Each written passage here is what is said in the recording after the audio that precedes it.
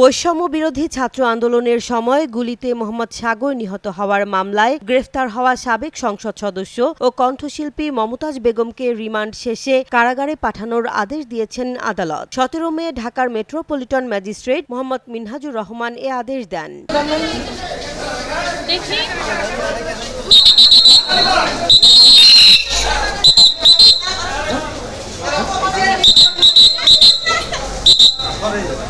শুনানিতে রাষ্ট্রপক্ষ মমতাজের জামিনের বিরোধিতা করলে উভয় পক্ষের বক্তব্য শোনার পর বিচারক তার জামিন নামঞ্জুর করে কারাগারে পাঠানোর নির্দেশ দেন।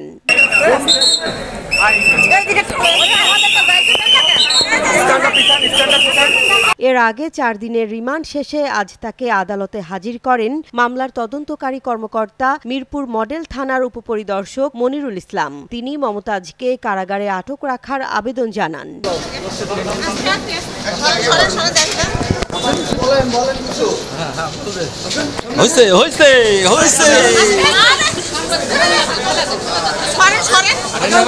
বৈষম্য বিরোধী ছাত্র আন্দোলনের সময় রাজধানীর মিরপুরে মোহাম্মদ সাগরকে গুলি করে হত্যার অভিযোগে দায়ের করা মামলায় গত 12 মে রাতে ধানমন্ডি এলাকা থেকে মমতাজ বেগমকে গ্রেফতার করে পুলিশ।